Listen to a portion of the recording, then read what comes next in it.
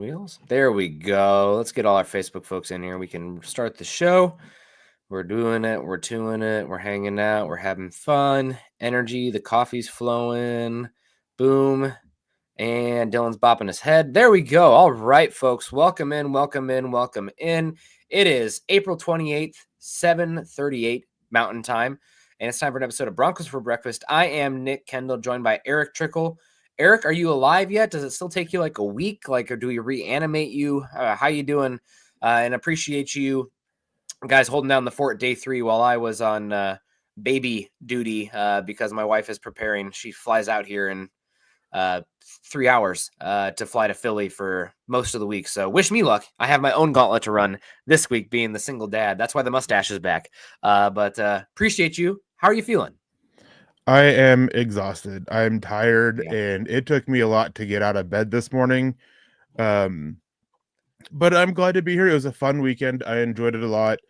It was a interesting Saturday, dealing with an earthquake, and it's so funny that it was literally 2 minutes after I got done talking about earthquakes that I had dealt with an earthquake. And so that was fun, but it was a fun conversation. It was fun with the back and forth with people in the chat, and fun trying to place the picks, and just an enjoyable draft that I hope everybody here in the chat that joined was able to enjoy as well. Yeah, I know a lot of people are bummed about the Broncos draft class. A lot of post-draft reaction, like, oh, what drafts did you like? Who the winners and losers? I feel like the Broncos, they didn't get a lot of I haven't heard like any winners, and I've heard a couple losers, but a lot of them are just like, what's Sean Payton doing here? Like, I didn't quite understand day 2 for the Broncos. So we'll get into that some. Maybe you have some insight there, Erick. I'm kind of still where I have been with it. I thought maybe a little bit early for those guys, for the skill set, for the holes they have in their profiles as players. But at the end of the day, I think I've been doing this long enough. I've been high on enough guys that haven't hit. I've been low enough on guys who have become great players, and just seeing the NFL decision makers at large, how volatile it is to predict these. So Sean Payton's earned the benefit of the doubt. Doesn't mean I can't say that I have questions about some of these players, but I trust this current regime in place. And if they get this one wrong, hopefully they learn from it. But you never really do know until it happens. So I guess that's my big ask. Like, Broncos country, you can be high on the picks, you can be low on the picks. Keep an open mind that you can be proven wrong, and let these guys prove it on the field before indicting them, because you can look pretty darn silly either way. So sillier than I normally do out here. So we got Paul in here hanging out, made a live show this morning. He also $20 super chat. Thank you guys so much. If you're not like Paul, being able to come in and contribute like this, please click a thumbs up on the way in. That helps a heck of a lot. Like, subscribe, and share. But if you can be like Paul, that's even better. Take those thumbs back for super chats like this. Great job on the weekend. I enjoyed listening. I bet you never mocked Pat Bryant to the Broncos. High five to my friends. I think there was at least like a couple mock draft streams that we did, the simulators, where we took him round 4 or like round 5 in a trade down scenario, because the reason I think there's like a and I love the mock draft simulators because how it can bring so many more names into the fold, but we're always in those things going off the same boards relatively, and it's just not variable enough compared to how teams' boards are different. So like, you see the same boards, and I appreciate everybody who follows us on these over and over again, but you see that over and over again. It's like Pat Bryant ranked 120 on the consensus board. Oh, PFF has him as a 5th round pick. Well, Broncos obviously didn't evaluate him that way. Other teams didn't as well. So one feature, maybe I'll reach out to Trevor Sikkema. We've had a few correspondence over the years. Like, could you do something where like you actually like flip the boards a little bit? Because they already have like the randomness in how players are picked. I'd like to see some randomness in actual boards from team to team when they spit them out there, because I do think that's actually how this works. So again, that's just, you never know. But yeah, Pat Bryant at pick 74, I didn't see that. I did not see, like, if they would have took him and traded up to get him at 102, I'm like, oh, they targeted their guy. It's a little early, but that's not bad. But 74 with some of the other wide receivers still available, yeah, that's the pick I probably like the least right now. Having said that, now that it's on record, it'll probably end up being the best pick. Yeah, I mean, in one of the mocks that I did and wrote up, I actually had Pat Bryant as the first or second pick of the 5th round. I think it was the first mock that I traded in, and ended up with one of those early 5th round picks and took Pat Bryant. And the thing is like, he's a good prospect. He's a good player. There's a lot of talent there, and I get why Sean Payton liked him. It was just a bit early for me, and I know that's like one of the picks that I like the best, but it's because I like the player, not necessarily where he was taken. Makes you wonder with, how some of those picks that went before 74, if Denver kind of was like, well, this is a guy that Sean Payton really wants. It might be early for them too, but we're just going to go get him here instead of risking him fall. Maybe Jack Besh was one of those guys that they were hoping would be there at 74. Isaac T-Slaw might have been one of those guys who were in there at 74, who also would have been slightly early. When we were talking about him, I think it was round 4 at the earliest. Yep. And then I was going back over, and I do this every single year. I kind of do look at where players go versus my board and the consensus board. There were a lot of these bigger physical blocking type receivers that went a lot earlier than we thought. So I think it was just the NFL just really valued that size, the blocking, more than we saw in public boards and media and stuff like that. And I think that goes beyond the big wide receivers, Eric. The nose tackles in this class, I feel like each of them went 15, 20 picks higher than I personally expected. Kenneth Grant going 13. After everything going on in the combine and the lack of the pass rush use, I'm like, probably 25 to 35. Tyleik Williams, early 2nd round, mid 2nd round. Alfred Collins, late 2nd round. Boop. Mock those guys up half a round, each of them. They're the tight ends. Terrence Ferguson, before Broncos would even have had a chance at him at 51, if they still kept that pick. Obviously we had Mason Taylor, but then you had, Harold Fannin going off the board early. I think there's another tight end too. That's like, much earlier than I expected. So the size, the blocking, it is a big man's game. After all, it's a different game than the college game. It's not as get the ball out and speed and space oriented. It still is a speed and space game, but not to the same extent. So we got Nathan coming in here, $5, says great draft coverage, MHH team. Cheers. Thank you so much. Again, if you guys can't be like Nathan, we'd appreciate the thumbs up on the way in. We got Mike in the house. Jake is in the house. Good to see you. String guy, Gary, I can see a role for the 6th and 7th round picks on day 1 for the Broncos, at least in rotation. Special teams. Yeah, I mean, tell me a little bit about, I never do specialist work, Eric, unless they're like actually playing for Iowa. Like, I really do appreciate the core 4 special teams guy, but like evaluating kickers or punters or long snappers, not for me. So tell me about the punter. I mean, obviously, if you're taking him in the 6th round, he's the highly expected guy to be the starter entering the season. Yeah, and that goes with Kenny Kirkpatrick here coming and say, good morning, fellas. Anyone else having draft with withdrawals? Yes.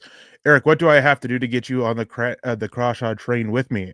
I watched Hake punt for the Giants last year as a fan of them, and he was not good at all. Had a weapon for the defense with his leg and accuracy.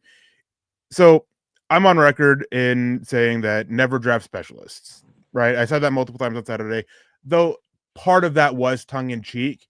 It just kind of making jokes about it. And, punters are people too.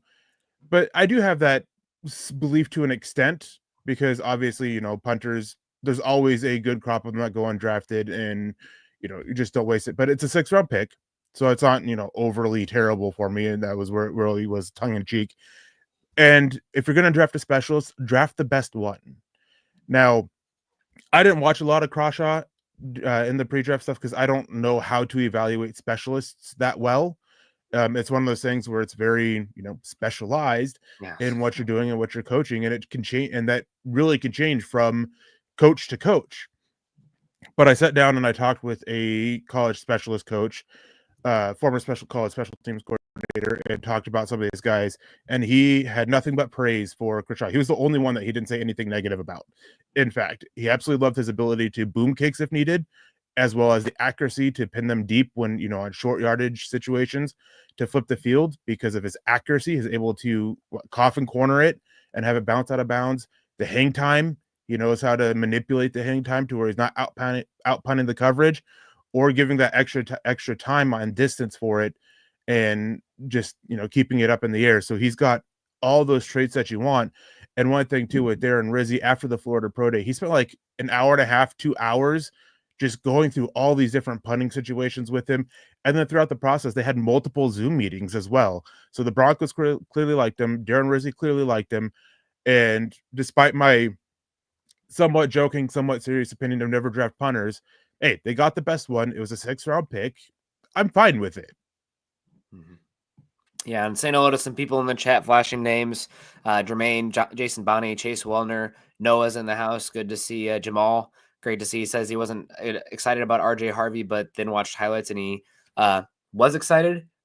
One person who was extremely high on RJ Harvey was Chris Sims, who, is one thing I appreciate about Chris Sims. You can have question about the evaluation, but he's very far from the groupthink. He'd put the names he puts out are obviously his own evaluation. He had RJ Harvey as the third best back in the class, and I think because of the size profile, the electricity, big thing with RJ Harvey for me is the pass blocking. Now it's kind of like blocking for tight ends coming into the league, right, Eric? It's like, how often are they actually asked to do that to an extent that it translates to the NFL level? Is the role the same?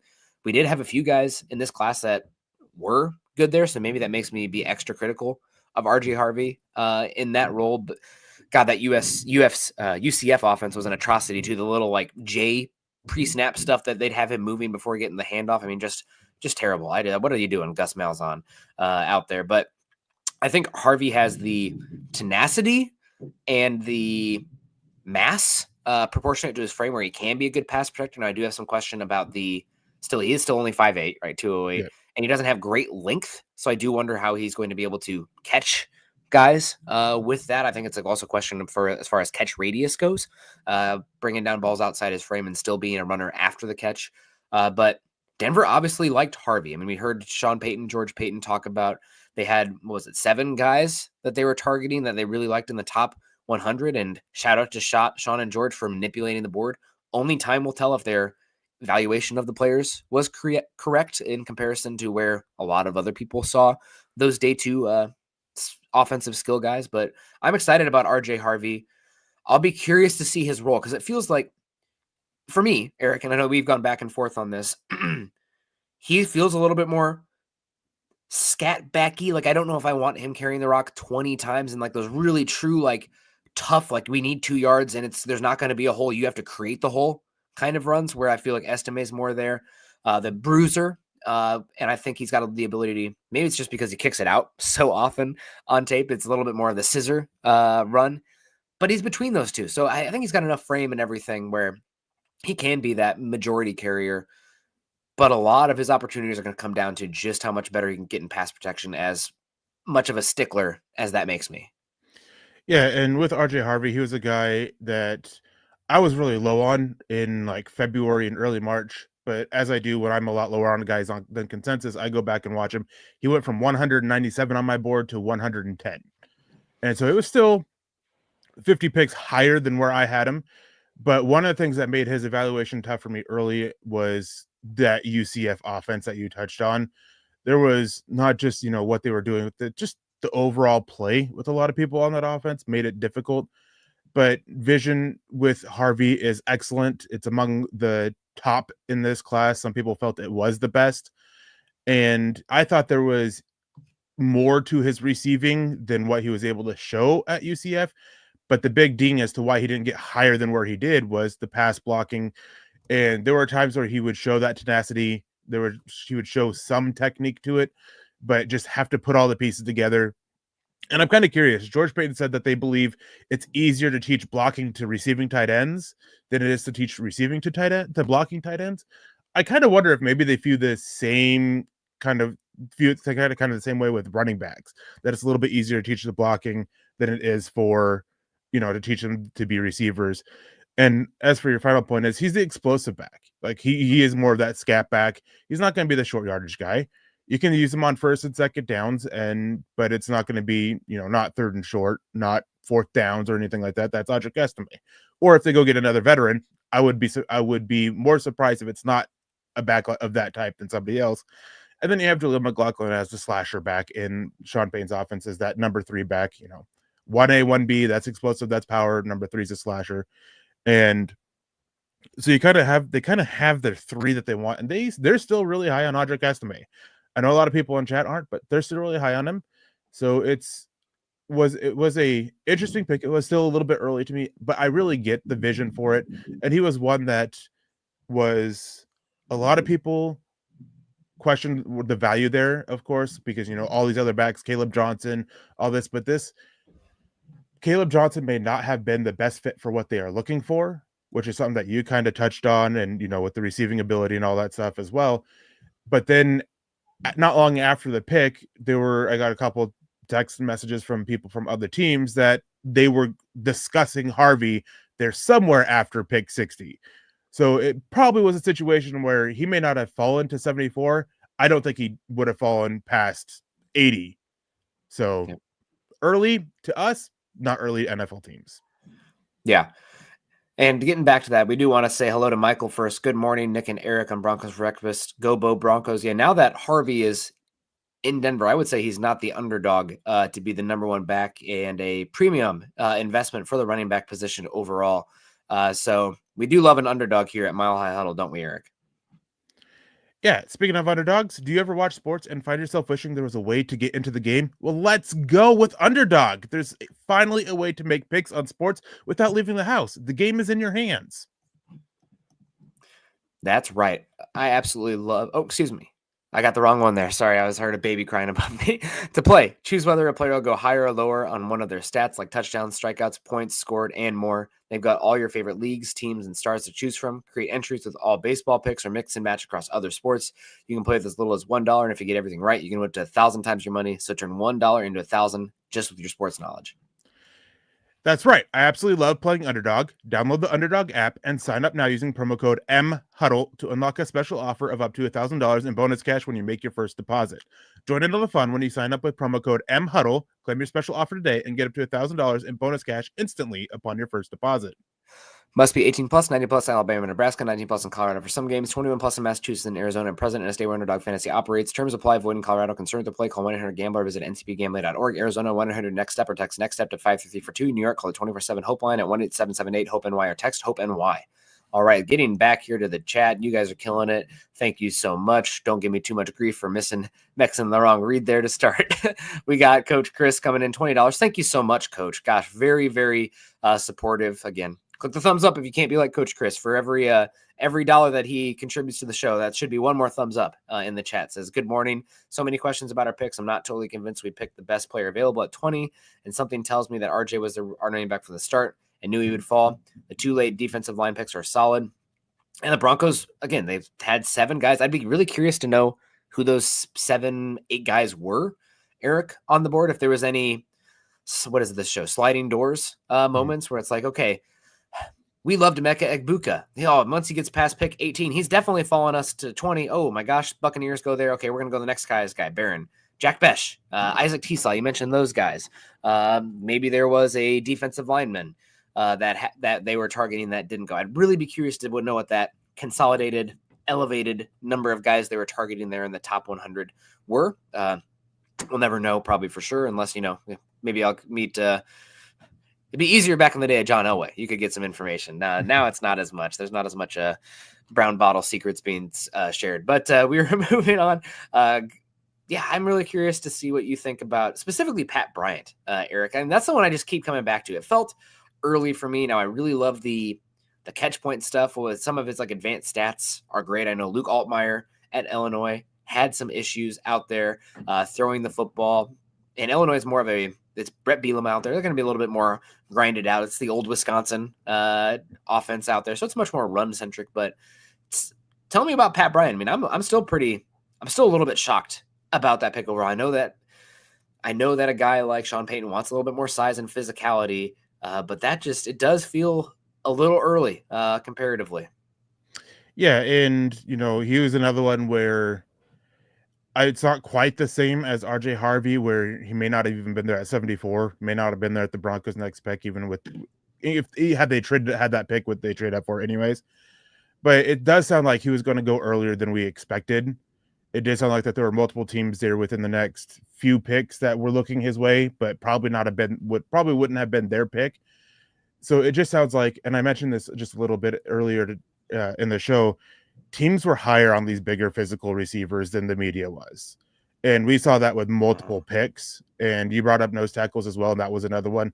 They really gravitated towards the physical side of things with players this year. So Pat Bryant, would he have been there at 102, 101, whatever the Savion Jones pick was? Possibly. But I definitely understand, especially after Isaac Tisla, Jack Besh, and maybe a couple others who went earlier than they were expecting went off the board. They love that physicality. And I know that one of the issues too is some of the other receivers they pass on, Elike Omenor being one of them. Well, Elike Omenor drops the ball a lot. And with this Broncos receivers, that's not Injury. something they were wanting. They already had enough issues with drops last year. They wanted the reliability. One drop on 78 targets, 52 of 54 of Pat Bryant's catches going for a first down or touchdown is absolutely ridiculous. And I mean, other players had more, but they just didn't have it be all but 2 of their catches. I think the closest one I found was like 10 catches of theirs weren't for a first down or touchdown. Physical guy, he can play inside or outside. There are some X traits to him in case they want to develop him to replace Cortland Sutton. He can come in and make an immediate impact with the being able to move around the offense. Part of his role as a rookie is going to be help replacing Lil Jordan Humphrey's role, who had the second most snaps at wide receiver for the Broncos last year and never really stepped up into it. And this has been one of the big talking points throughout it. And Chad and Zach talked about it last night. How many times did we talk about Lil Jordan Humphrey and wanting to get him off the field? Well, it's such a vital role for Sean Payton's offense that they clearly wanted to upgrade it. And the conversation with Lil Jordan Humphrey was that if they brought him back, they were going to have him bulk up to be a tight end, be more of an Evan Ingram type player in Sean Payton's offense, and not that wide receiver, that bigger wide receiver role. So they clearly valued it. And what could they have gotten him later? It's impossible to say for sure, obviously, because it didn't happen. Just doesn't sound like they would have been, and that they wanted to secure the guy that they wanted. Yeah, we'll see. That's the one that still has me scratching my head the most as far as the valuation of the player. But again, Sean Payton and George Payton, maybe it's risky, calling your shot going that far off consensus. I saw that Bryant was one, and T-Slaw were the highest drafted or the furthest away from consensus we've seen of any wide receiver since 2016. So really calling their shot on that guy. But again, time will tell if that ends up being a good pick or if it kind of looks like, late stage Mike Shanahan drafting guys, 60 slots too early because they were so focused in on the player's niche fit and character rather than, what they are perceived to their actual talent on the board. So we'll see. Again, I think my big thing, people very upset, high emotion coming out of this because it wasn't exactly what they want. They used 2 top 75 picks on offensive skill guys, and they called their shot on them. So leave yourself room that you could be wrong and that they could be right. I think that's important. We won't know honestly a year from now, but at least give it 8 weeks, just turning back the clock. I was not a big Bo Nix person in that draft. I thought he was more of a day 2 talent. They take him 12. All right. Well, Sean Payton identified his guy. I like that. He's empowered him. He's going to do everything he can to make him correct. And I trust Sean. So let's give it 8 weeks. Even when the Broncos, when Bo Nix was, let's just call it what it was, horrific, those first 2 weeks, everybody's like, oh my gosh, we're going to be picking first overall. It's possible. Let's give it 8 weeks before we're really understanding what Bo Nix is. So that's just my only ask is I'm not going to tell you how to fan because I hate that more than anything else. You fan how you want, but I would implore you to have an open mind and let the process play out and leave yourself room that maybe you're wrong and they're right. Right. I think that's important. Troy coming in says, thank you for the draft coverage. $9.99. Thank you, Troy. It was fun to know about some of the day 2 players from listening to you. Still over the moon about Barron. Yeah, we haven't hardly even talked about Jahdae Barron today because I feel like it's more of everyone's obsessed about getting these weapons around Bo Nix and the excitement of RJ Harvey and everything. I'm excited about Barron. We didn't talk very much about cornerback in the first round because after the Broncos spent the money on Greenlaw and Hafanga, it felt like, okay, well, maybe you pivot over defensive line, you have more transition there. And I felt like about J-Mac, I felt much better about him, just being a competent starter. You still have 2 years of control left with him, not needing to replace him versus some other spots that I felt more obvious. But I've said it 100 times on here, Eric. At the end of the day, it's about drafting the best player. And if he was the best player, there's an obvious path to playing time. J-Mac is not going to keep me from adding good talent above him. He's just we're okay if we roll with him next season. So I'm excited about Barron. I think Broncos country should be excited about Barron too. Good value, coverage guy, versatile, really fun player to have off of Patrick Surtain on the other side. Yeah, and on that note he was a top 10 player on their board. That's been reported on multiple times. Mike Kliss said that they had Jade Barron way up here, and the next player was way down here for them at 20. They weren't expecting him to be there. The expectations was that he would be the pick at 13 to the Miami Dolphins, and they obviously went in a different direction. And after that, they were content with letting the board fall to them. And so once he was there at 20, they turned down trade offers.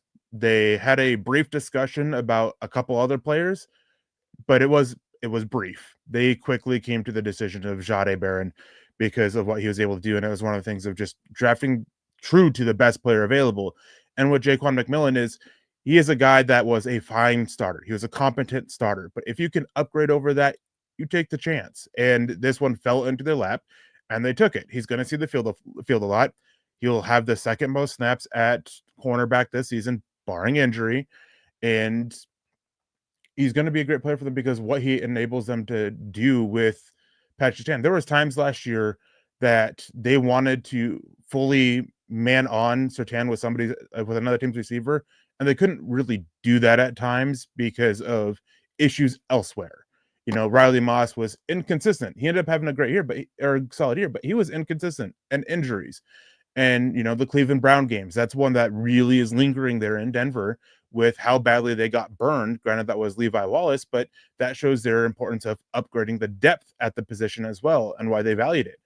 And on that is at some point, the Broncos were going to draft a corner 100% because George Payton values them that much. And because they felt that they had a need at cornerback as well, because of the issues they had last year, the health issues that they've had with players getting hurt, Patrick Surtain missing time, Riley Moss missing time. So they wanted to at least add for the depth. And here they go. They got a starter opposite Patrick Surtain because I firmly believe he's going to be like Chris Harris. He's going to play on the boundary. And then when they go into their sub package, which they're in most of the time, he'll move into the slot and Riley Moss will come in as the other boundary corner. You're muted. Yeah, no doubt. They added a fun player there. Sorry, I still got a little bit of cough here. So, Quentin Caldwell, good morning, everyone. Good to see you, Quentin. Kenny comes in again and said, would either of you think about signing Nick Chubb, incentive-friendly contract veteran who may be a veteran to mentor Harvey or Estime? I mean, before the draft, George Payton mentioned the free agency market or adding a veteran. I don't know if he specifically said free agency. So you still got J.K. Dobbins out there. You got Nick Chubb.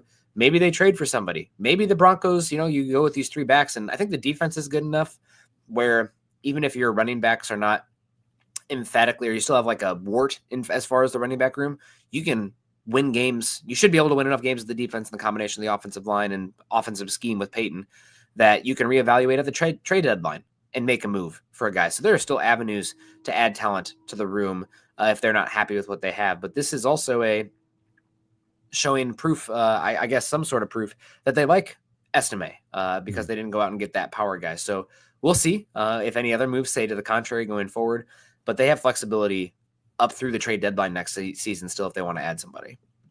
Yeah, and there's a lot of names out there, and there's just a lot of different ways they can go.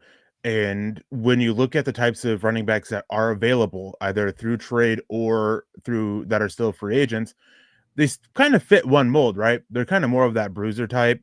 They're that what Audric Estime does. So I think that also played a factor into their decision at running back. One of the big things is that they didn't get Caleb Johnson. They passed on Caleb Johnson for RJ Harvey. Well, part of that could be is one, just because they brought him in for a visit doesn't mean they had actual interest there. Likely was just a sign that they had some lingering questions that they wanted answered about him. And two, that they're comfortable with Audric Estime and comfortable with what's still out there to where that they can bring in for competition instead of having to go through the draft, whereas there's not many explosive backs that are available. So that right there kind of is like gives a good insight as to why they probably went RJ Harvey as early as they did as well.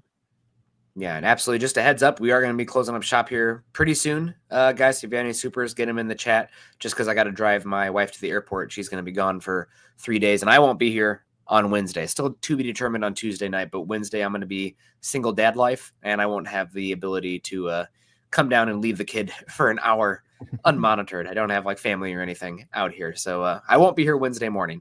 So we're going to be wrapping it up here soon. Eric, I did want to say that my favorite two picks of the draft, of course, Nick, is that it was the two defensive front guys. Maybe I would have preferred Jordan Birch if he'd have fallen, but that just didn't play out that way. Maybe a more pure 3 technique like Omar Norman Lott didn't play out that way. I mean, you can go back to the show, I think 3 weeks ago from today, the My Guys episode. Savion Jones was one of my guys. I'd been mocking him, hoping him, round 4. Broncos get him to the second to last pick, day 2, so I don't have any issues with that.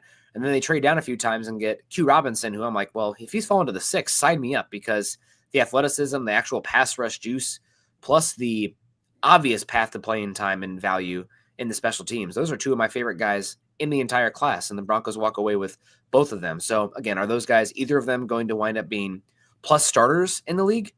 I don't know. There's a lot of question marks for each of them, but as far as the profiles that they have, the traits that they have, the rotational impact that each of them can have immediately, but like over the duration of their rookie contract, those are my favorite 2 picks the Broncos went. And there's probably a little bit of inherent bias because, God bless it, give me pass rushers or give me death. But I like both those guys a lot.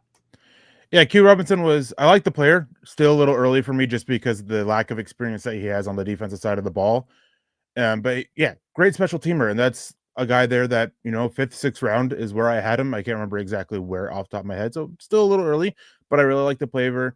Savion Jones, in my final mock draft from last Monday, I actually had Denver with some trades moving around, picking him at the 99th overall pick.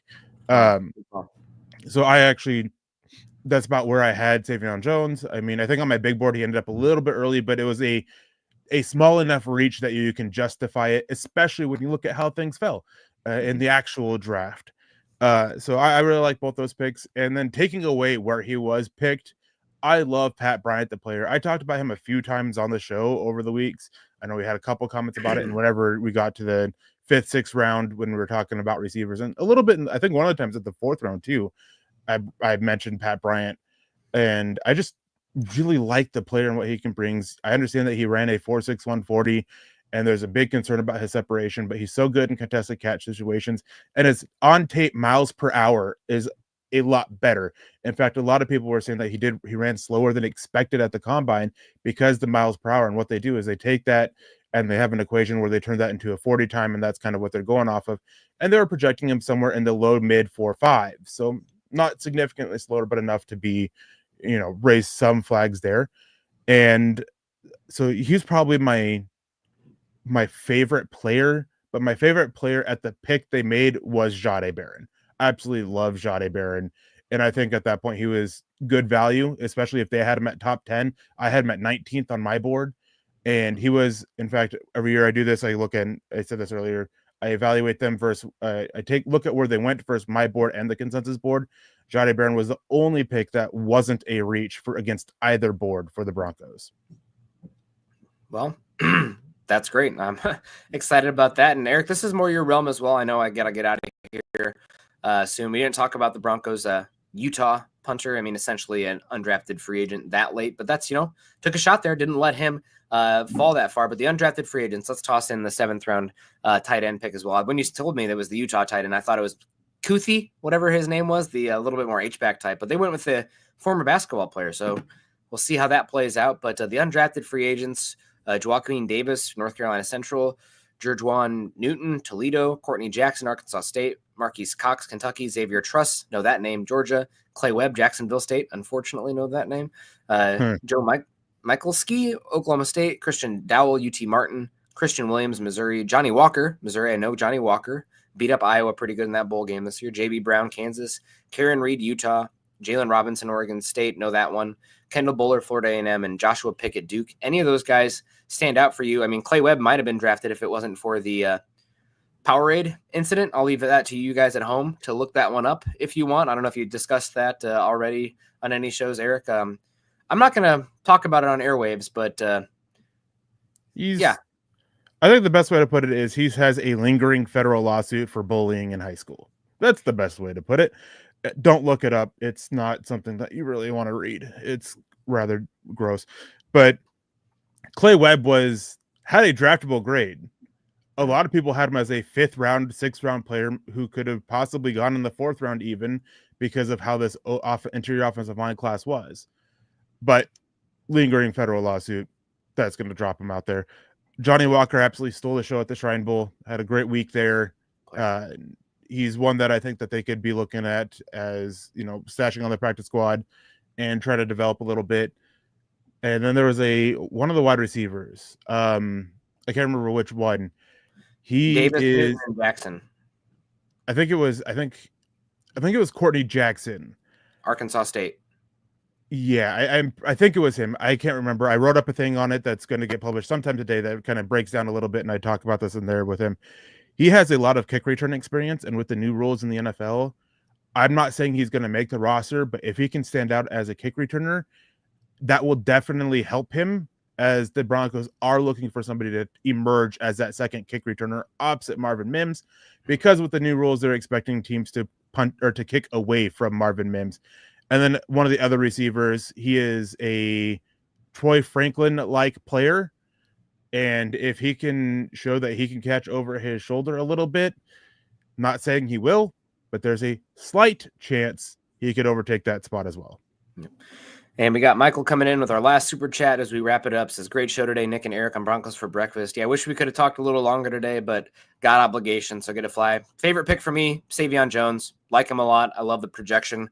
I know people were kind of like, we took 2 edge rushers. Why? Savion Jones is going to be a 4-eye, 5 technique, more like John Franklin Myers, Zach Allen, and then you got Q Robinson, Quintarius.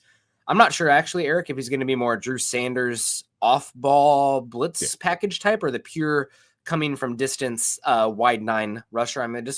He's raw enough that we can kind of let it play, but I feel like Drew Sanders may be on notice with that one in the role because of the special teams and the blitzing versatility from linebacker spot. That's the role that he was at Alabama. So keeping an eye there for Drew Sanders potentially on watch.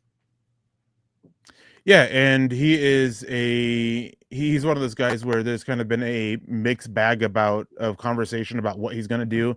There's been some he's going to move full time to off-ball linebacker. There's some that's going to be kind of this tweener role, which when you look at him and look at how he's his build and makeup, then I can kind of see kind of that back and forth role that Drew Sanders had there, especially as a rookie there towards the end of the season. Think of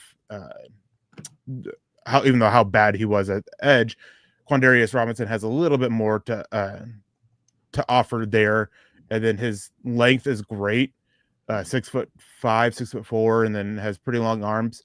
So yeah, I mean, I like the pick, but again, just with the lack of experience on defense, it was a little bit early for me, but I can clearly see their vision for how they want to use him. Yeah.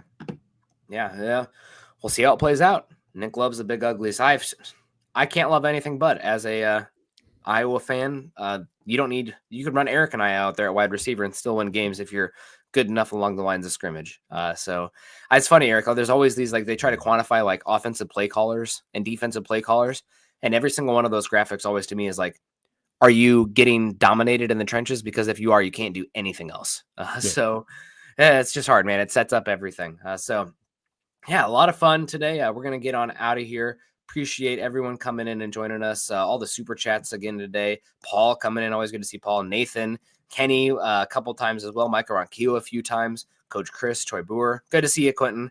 Hope you're doing well. Also this one, we didn't even get to it. Michael Ronquillo says Broncos was mentioned yesterday because of the quad injury. I know that San Francisco jumped Chronicle or whatever it was, jumped the gun. Serious quad injury? No, it sounds like it's a strain, and he should be ready to go. Chris Thomason said ready to go by training camp. So yes, it does hurt the offseason program and everything, but sounds about as good as it could be for the Broncos for Dre Greenlaw. But I mean, there's always the when you sign injury prone guys. Yeah, and it's just one of those things of, what's the right way to put it? It's just kind of, waiting and seeing. We're talking about with the draft class. Well, as you said, San Francisco on NBC or whatever it was, they came out and said, yeah, serious injury that puts the season in jeopardy. And then about 5-10 minutes later, we started getting Broncos media saying it's just a quad strain, that he'll be back to go. He's not going to miss any games this year. He's going to be good to go sometime in training camp, by the start of training camp, whatever, depending on who you read. The time frame is a little bit different, but he'll be good to go by the regular season. Still a slight concern because of how the lengthy injury history that he has, but it's still good news on the front. Obviously not as good as news as him not dealing with the quad strain, and not getting hurt at all, but it is what it is, and we'll just have to wait and see if it ends up being a long-term issue or if another injury happens, which hopefully it doesn't. Yeah, well, thanks, guys, very much. Follow Eric and I on Twitter. Eric's at Erick Trickel. I'm at Nick Kendell, MHH.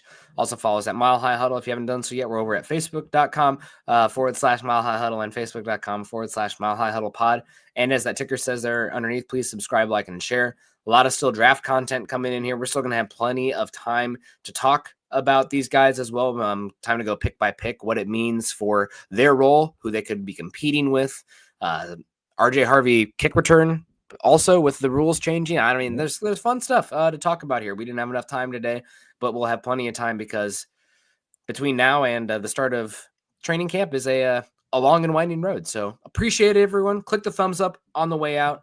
Get at us on Twitter if you like the picks, didn't like the picks, and shout out again to Dylan, Eric, Lance, Carl. I think I already said Eric, but Eric again for all the fun draft stuff this weekend. And hope you guys enjoyed it as well. We'll see you guys again. Maybe I'll see you tomorrow, but if not, I'll see you guys next Monday. And I won't see you Wednesday morning, but have a great one. Choose kindness, compassion. Go Broncos.